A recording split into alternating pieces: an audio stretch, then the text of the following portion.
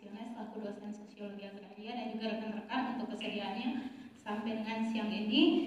Kita akan membahas terkait land grabbing. Sebelumnya sudah saya hadirkan 3 pembahas, 3 rekan saya. Untuk pembahas pertama ada Mbak Ayu Istiqomatul, pembahas kedua ada Mbak Meta Anggilarini, dan pembahas ketiga ada Mbak Rizkiana Eka Sulit. Sebelum itu saya akan memulai dengan pantun. Saya mohon teman-teman ketika saya baca satu kalimat bisa dijawab dengan cakep. Mancing ikan di tengah laut, dapat kepiting dan juga udang. Debat hari ini kita mulai, semoga penuh ilmu yang terang. Baik, langsung saja sebelum debat ini dimulai, yang akan kita bahas di sini terkait land grabbing, yaitu perampasan tanah melalui perampasan tanah dalam skala besar, akuisisi dalam skala besar yang dilakukan dengan cara tidak adanya diskusi yang transparan. Dan juga ini kasus yang cukup nyata terjadi di Indonesia, meskipun memang istilah yang dipakai di sini dalam bahasa asing, namun pengertiannya secara sederhana yang sudah saya jelaskan. Kita akan mendengarkan pemaparan dari 3 rekan saya. Yang pertama dari Mbak Ayu yang akan menjelaskan bagaimana pencegahan perampasan tanah ini menurut teori fenomenologi. Kemudian dari Pak Meta Anggilarini bagaimana pencegahan land grabbing ini dari teori aksi, dan juga Mbak Rizkiana menurut pandangan teori interaksionalisme simbolik. Kepada Mbak Ayu, saya berikan kesempatan. Terima kasih kepada moderator. Mohon izin Bapak. Selamat siang. Langsung saja, pada dasarnya land grabbing merupakan persoalan kemanusiaan yang mendalam. Jika dilihat melalui teori fenomenologi, tanah bukan sekedar aset ekonomi, melainkan dasar ontologis bagi petani dan masyarakat adat. Tanah adalah ruang eksistensial tempat mereka membangun makna hidup dan identitas diri. Land grabbing tidak bisa dipahami hanya sebagai praktek ekonomi yang tidak adil, tetapi sebagai bentuk penghancuran terhadap heimat, yakni kampung halaman yang menjadi sumber makna dan keterikatan hidup. Akibatnya, masyarakat yang kehilangan tanah mengalami penarikan diri dari dunia, yaitu hilangnya kemampuan untuk menjalin hubungan bermakna dengan lingkungan dan masa depan mereka. Kemudian di sini saya memiliki 3 upaya pencegahan. Yang pertama yaitu reduksi fenomenologis, yaitu kebijakan perlu melakukan approach atau penangguhan terhadap pandangan hukum dan ekonomi yang kaku dan lebih memusatkan perhatian pada pengalaman nyata para korban. Dan upaya kedua yaitu pemulihan kedaulatan ontologis. Keadilan agraria sejati terwujud ketika masyarakat diakui sebagai pemilik makna atas ruang hidupnya, bukan sekedar pemegang sertifikat tanah. Dan upaya yang terakhir dari saya yaitu hukum agraria yang berbasis Lebenswelt, yaitu regulasi pertanahan perlu berakar pada kehidupan masyarakat dengan mengintegrasikan pengetahuan praktis dan ritme kehidupan komunitas sebagai dasar hukum yang lebih manusiawi daripada sekedar peta geospasial yang impersonal. Terima kasih, cukup dari saya. Baik, terima kasih kepada Mbak Ayu yang sudah menjelaskan. Jadi singkatnya, bagaimana pencegahan dari teori fenomenologi, yaitu misalnya pembuatan kebijakan pertanahan yang juga tidak hanya mempertimbangkan aspek formal, tapi juga mempertimbangkan kaitan antara masyarakat dengan tanah itu sendiri. Kemudian dari Mbak Meta akan menyampaikan pencegahannya dari teori aksi. Baik, terima kasih. Di sini menurut saya, selagi kita berpikir, mempertimbangkan, menghayati masalah apa yang kita punya, tapi kita juga harus tetap bertindak. Di sini teori aksi itu melihat land grabbing sebagai produk dari hukum besi oligarki yaitu kekuatan struktural yang mendominasi negara demi kepentingan akumulasi kapital. Nah, land grabbing ini adalah kekerasan struktural yang difasilitasi oleh negara kooptatif. Di sini negara kooptatif kalau misalnya mau dilihat dari sisi jeleknya, itu pemerintah akan bekerja sama dengan elit-elit politik bersama orang-orang yang punya modal, punya kuasa untuk saling menguntungkan satu sama lain, di mana para elit ini akan diarahkan untuk mendukung pemerintah. Nah, di sini kalau misalnya mereka sudah bekerja sama, mereka saling menguntungkan, lalu mereka menyalahgunakan wewenang mereka, di sini masyarakat kecil, masyarakat umum tidak akan punya suara. Maka dari itu, untuk pencegahan ini dari teori aksi harus bersifat transaksional dan melibatkan aksi politik yang radikal. Seperti yang pertama, praksi sebagai jembatan. Di sini saya mengambil contoh demo. Dengan negara kita adalah negara demokrasi, kalau misalnya rakyat sudah mencoba bersuara tapi tidak dengar, mungkin bisa menggunakan aksi demo sebagai salah satu solusinya. Lalu yang kedua, untuk mengubah struktur kepemilikan kepemilikan. Jadi aksi harus diarahkan pada tuntutan redistribusi tanah melalui nasionalisasi lahan skala besar, lalu pencabutan HGO dan transfer hak secara permanen kepada petani gurem serta masyarakat adat. Ini adalah tindakan struktural. Lalu yang ketiga adalah membentuk subjek politik. Di sini saya rasa DPR adalah salah satu perwujudannya. DPR yang baik itu berasal dari rakyat yang mempunyai keresahan, mempunyai masalah. Jadi DPR yang baik itu seharusnya memperjuangkan apa yang masyarakat butuhkan. Lalu keadilan agraria ini tidak akan pernah diberikan oleh struktur dominan. Jadi ia harus direbut melalui aksi kolektif yang berani. Begitu dari saya. Terima kasih. Baik, terima kasih Mbak Meta. Penjelasan yang cukup mudah dipahami. Jadi salah satu pencegahan dari teori aksi ini salah satunya yaitu demo. Sebagai negara demokrasi, kita lihat contoh kemarin demo terkait isu DPR dan itu cukup berhasil untuk DPR menindaklanjuti apa yang menjadi deadline-nya mereka. Selanjutnya kita akan mendengar bagaimana upaya pencegahan dan grabbing dari teori yang akan disampaikan oleh Mbak Rizkiana Eka.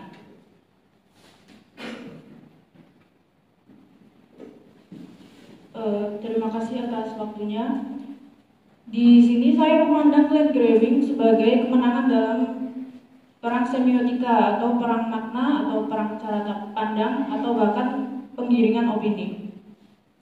Interaksionisme simbolik yang dikemukakan oleh Mead dan Huffman mengajarkan bahwa land grabbing hanya berhasil karena makna dan simbol yang melekat pada petani atau tanah berhasil dikriminalisasi oleh hegemoni wacana atau cara halus untuk menguasai pikiran orang. Kekuatan besar menciptakan simbolisasi stigmatik. Petani adat diberikan label liar, yaitu seolah mereka tidak tunduk kepada hukum, kemudian dilabeli primitif seolah mereka tidak modern karena menolak land grabbing, dan sebagai penghambat atau seolah merupakan musuh pembangunan. Simbol-simbol ini kemudian menjadi definisi situasi yang dianut oleh birokrasi, penegak hukum, dan bahkan sebagian dari publik atau masyarakat. Dilihat dari sudut pandang manapun, land grabbing merupakan hal yang negatif, sehingga harus kita cegah. Menurut saya, pencegahan dapat dilakukan dengan manajemen kesan dan simbol. Strateginya yang pertama yaitu dekonstruksi makna lawan atau membongkar kepalsuan makna yang dibuat oleh pihak buat. Seperti contohnya menyadarkan publik bahwa jargon seperti investasi kadang hanya kedok untuk mengambil tanah rakyat. Kemudian yang kedua, produksi simbol otonom atau menciptakan simbol dari rakyat itu sendiri. Seperti contohnya peta adat yang dibuat oleh masyarakat lokal untuk menunjukkan bahwa mereka memiliki sejarah dan hak atas tanah mereka sendiri. Kemudian yang ketiga, memenangkan panggung media atau front stage. Teori dari Goldman ini mengatakan bahwa kehidupan sosial itu seperti panggung teater. Ada front stage dan backstage. Maksudnya, gerakan rakyat harus mengatur cara mereka tampil di depan publik dan media, seperti demonstrasi, konferensi pers, video dokumenter, atau posting di media sosial harus membangun citra yang positif. Atau masyarakat tidak boleh digambarkan sebagai orang kalah atau pengemis bantuan, tetapi sebagai pahlawan kedaulatan pangan atau orang yang berjuang menjaga sumber makanan bangsa. Dari strategi tersebut bertujuan untuk membalikkan makna sosial. Jika dulu petani dan masyarakat dianggap liar, maka melalui perjuangan simbolik ini mereka bisa dilihat sebagai pahlawan, penjaga bumi, dan pemilik sah tanahnya sendiri. Artinya keadilan agraria bukan hanya soal sertifikat tanah, tetapi juga soal pengakuan makna, bagaimana masyarakat kembali dihormati dan diakui sebagai subjek sah dalam pengelolaan tanahnya sendiri. Sekian dari saya, terima kasih. Baik, terima kasih kepada Mbak Rizkyana Eka yang sudah menjelaskan bagaimana pencegahan, yaitu dengan membuat simbol-simbol seolah petani ini bukan kaum yang lemah, tapi sebagai penjaga tatanan agraria Indonesia. Selanjutnya kita akan menguji fondasi teoritis tiap pembahas kita. Maka dari itu saya berikan kesempatan kepada Mbak Ayu selaku pembahas satu untuk mengkritik apa yang disampaikan oleh saya berikan kesempatan kepada Mbak Meta selaku pembahas kedua untuk mengkritik apa yang disampaikan oleh pembahas satu, yaitu Mbak Ayu. Kepada Mbak Meta, saya persilakan. Baik, terima kasih. Di sini saya menganggap bahwa fenomenologi itu seringkali dianggap eskapisme moral. Jadi dikritik saya adalah fenomenologi ini membuat kita menjadi penonton penderitaan. Jadi semisal sebagai contoh kecil sederhana saja, kita sedang dicubit oleh orang ya. Kita merasakan sakitnya. Apakah di situ kita hanya diam saja, menghayati sakitnya, membuat teori ini kalau misalnya orangnya saya marahi dia tersinggung atau tidak, atau ini kira-kira bertahan sampai kapan? Jadi kita hanya sibuk membuat teori. Apakah sakitnya kita itu akan menghilang? Kalau bahasa Jawanya ini lukanya selak jarum gitu. Lalu yang bisa kita lakukan supaya kita tidak tetap kita tidak dicubit lagi, kita tidak merasakan sakit lagi, ya kita bisa bilang dulu, tolong jangan dicubit, tolong dilepaskan. Kalau misalnya memang orangnya masih belum mau mendengar, kita bisa pakai tangan kita untuk pukul tangan dia atau kita lepaskan paksa tangan dia. Jadi di sini keadilan itu tidak dapat dimenangkan hanya dengan mendeskripsikan kedalaman lukanya saja, tapi ia harus dimenangkan dengan mengubah struktur yang memegang pisau. Jadi saya menganggap narasi Mbak Ayu ini adalah sebuah alat yang hanya untuk refleksi saja, bukan alat untuk aksi atau bertindak. Terima kasih. Baik, sebuah kritik yang cukup keras. Bagaimana kita diuji? Apakah kita disakiti, kita hanya diam saja, atau ada aksi yang mau kita lakukan? Terima kasih Mbak Meta. Kemudian selanjutnya kita akan mendengarkan apa kritik dari pembahas ketiga Mbak Rizkyana terhadap teori aksi yang disampaikan oleh Mbak Meta tadi.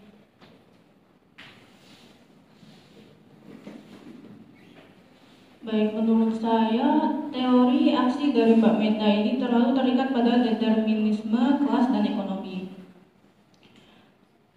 Terlalu menganggap remeh betapa kuatnya ideologi dan hegemoni budaya. Aksi kolektif ini mungkin dapat merebut pabrik dan lahan, tetapi jika Anda gagal dalam merebut makna di balik benak masyarakat, kemenangan itu hanya kemenangan sementara. Saya ulangi sedikit.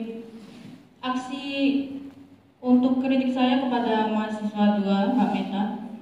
Aksi kolektif mungkin dapat merebut pabrik dan lahan, tetapi jika tidak dibarengi dengan perebutan makna di benak masyarakat, kemenangan itu hanyalah kemenangan sementara.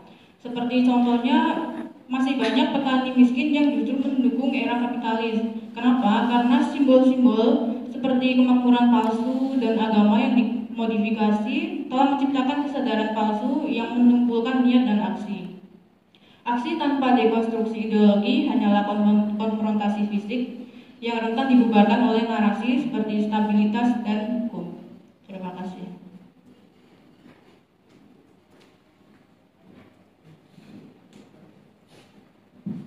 Baik, terima kasih untuk kritikannya kepada teori yang disampaikan oleh Mbak Meta. Selanjutnya kita akan mendengarkan kritik yang disampaikan oleh pembahas 1 Mbak Ayu kepada pembahas 3 Mbak Rizkyana Eka. Terima kasih. Kalau menurut saya, pendekatan interaksionisme simbolik memiliki kelemahan karena cenderung bersifat instrumentalis. Apa itu instrumentalis? Yaitu pengelolaan citra dan komunikasi, dan kehilangan dimensi etisnya. Pendekatan ini seolah-olah mereduksi perjuangan agraria menjadi sekedar persoalan pengelolaan citra dan strategi komunikasi publik.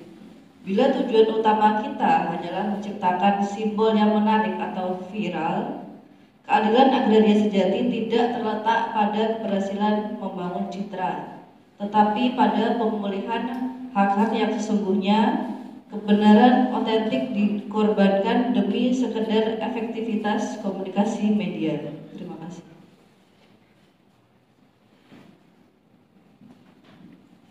Baik, terima kasih Mbak Ayu atas kritikannya. Selanjutnya kita akan mendengarkan tanggapan setiap pembahas terhadap teori yang dikritis oleh rekan-rekannya. Kepada Mbak Ayu, saya berikan kesempatan untuk menjawab apa yang dikritik oleh Mbak Meta berdasarkan teori yang Mbak Ayu sampaikan di awal.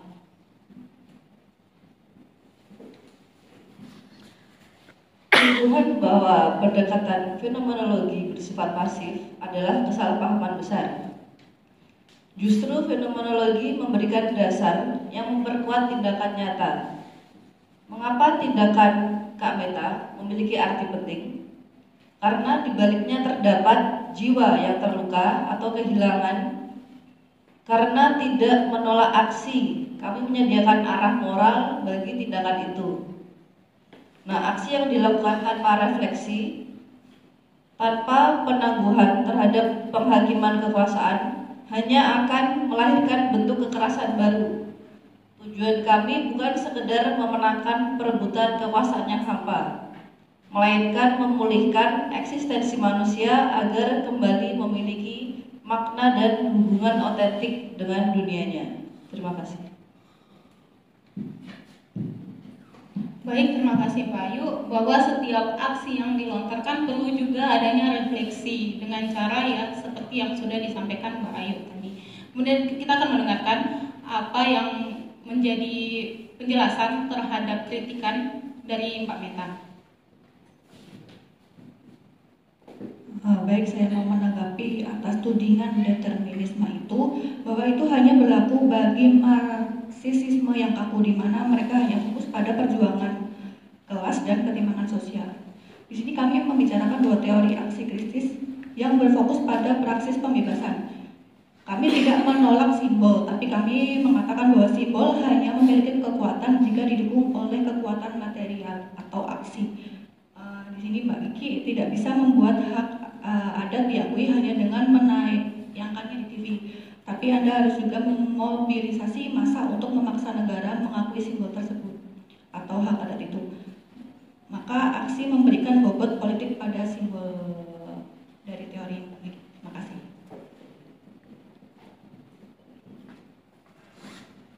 Baik, terima kasih Mbak Meta untuk penjelasan terhadap tudingan yang disampaikan. Selanjutnya kita akan mendengarkan penjelasan dari Mbak Rizkyana Eka bagaimana tindakannya terhadap tudingan yang disampaikan.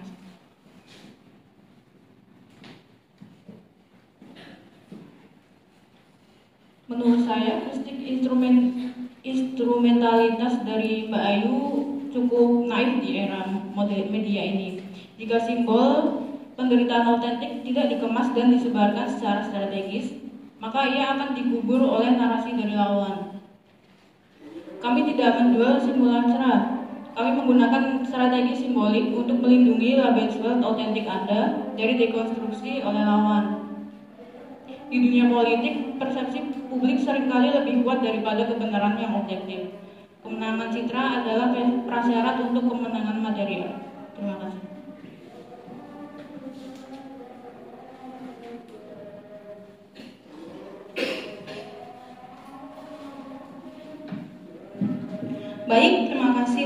penjelasan yang diberikan oleh setiap pembahas terhadap tudingan-tudingan yang disampaikan.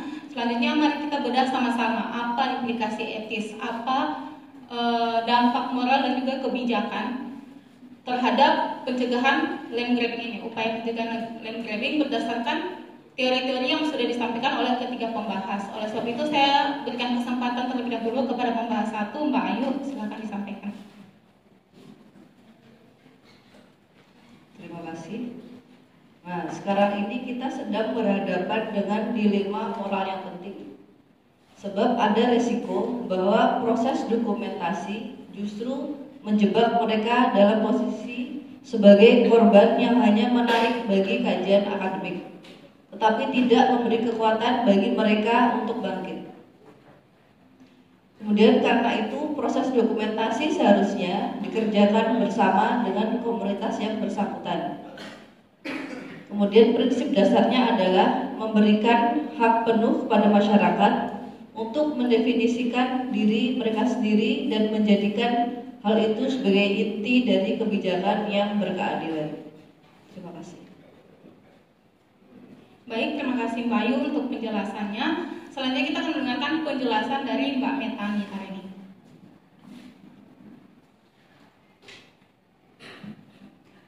Baik, di sini dari teori aksi menghadapi dilema legalitas, yaitu bagaimana aksi yang berpotensi melanggar hukum positif ini dapat dijustifikasi secara etis dan diimplementasikan secara politik tanpa menghasilkan anarki. Maka itu kita perlu berpegangan pada etika hukum kodrat agraria, bahwa hak hidup di atas tanah adalah hak fundamental yang lebih tinggi daripada undang-undang buatan oligarki. Justifikasi ini, aksi harus memiliki kekuatan mayoritas yang tak terbantahkan, yang mendesak negara untuk melegalisasi hasil aksi tersebut, misalnya pengakuan hak adat atau hak masyarakat. Ketegangan struktural ini harus dijawab dengan tindakan transformatif secara kolektif. Begitu, terima kasih. Baik, terima kasih Mbak Meta untuk penjelasannya. Selanjutnya kita akan mendengarkan lagi penjelasan dari Mbak Rizkyana Eka terhadap implikasi etis dan juga kebijakan menurut pandangan teori interaksionalisme simbolis.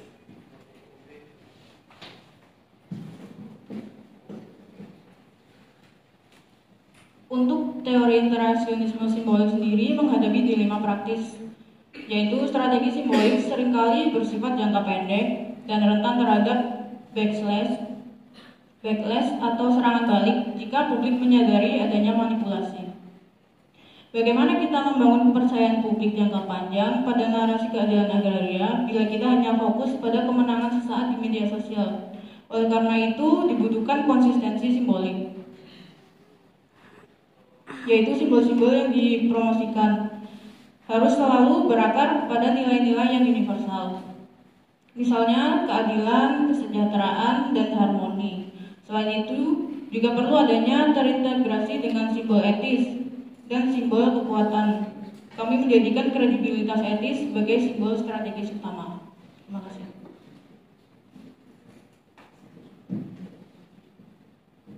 Baik, sekian apa yang sudah disampaikan oleh rekan-rekan saya. Saya akan memberikan kesimpulan sedikit bahwa memang kelihatannya di sini sepertinya setiap teori yang disampaikan itu kontra, baik dari teori fenomenologi, teori aksi maupun teori yang disampaikan oleh Mbak Rizkyana Eka interaksional simbolik. Namun kalau kita mau melihat kembali dari penjelasan yang ada terkait upaya pencegahan land grabbing, apa yang disampaikan Mbak Ayu bahwa terkait refleksi tanah bukan hanya sebagai yang formal, maksudnya kita melihat bahwa itu bukan hanya hubungan hukum antara pemilik dan objeknya, tapi lebih daripada itu bahwa tanah sebagai tempat hidup. Oleh sebab itu kebijakan yang perlu didukung oleh pemerintah bukan hanya bagaimana kepemilikan yang sah, tapi juga perlu dilihat bagaimana hubungan antara tanah dengan orang tersebut. Jadi sebelum dilakukan perampasan tanah, contoh yang terjadi di Kalimantan bahwa perampasan terjadi karena belum adanya kepemilikan yang sah, baru sekedar pengakuan hak adat dan itu dianggap tidak sah. Oleh sebab itu terjadilah perampasan hak untuk perusahaan-perusahaan besar untuk kelapa sawit. Kalau yang dijelaskan oleh Mbak Neta tadi, perlu adanya aksi untuk mendukung setiap gerakan. Kalau kita lihat dari salah satu organisasi konsorsium pembaruan agraria itu mendukung adanya aksi kepada masyarakat untuk membela apa yang terjadi. Kemudian apa yang sudah disampaikan oleh Mbak Rizkyana Eka bahwa untuk menolak simbol-simbol negatif yang ditunjukkan oleh pemerintah, kita juga bisa membuat simbol-simbol positif. Contohnya kampanye di media sosial bahwa petani sebagai pendukung tatanan agraria, sebagai pemilik tanah yang sah melalui masyarakat, mereka hidup bertahun-tahun di sana. Jadi sebenarnya ini merupakan teori yang berkesinambungan. Bagaimana sebelum melakukan aksi kita perlu merefleksi apa arah kebijakan yang akan dilakukan, dan juga dalam melakukan aksi perlu juga ada kampanye-kampanye digital berupa simbolik untuk mendukung adanya aksi tersebut. Sekian yang dapat kami bahas di sini. Terima kasih Pak Ristiono untuk topik siang ini. Memang lumayan berat, tapi kita bedah sama-sama di sini. Mungkin kami tidak lagi membuka forum tanya jawab karena kita melihat waktu yang sudah mepet untuk makan siang. Sekian dari kami, terima kasih.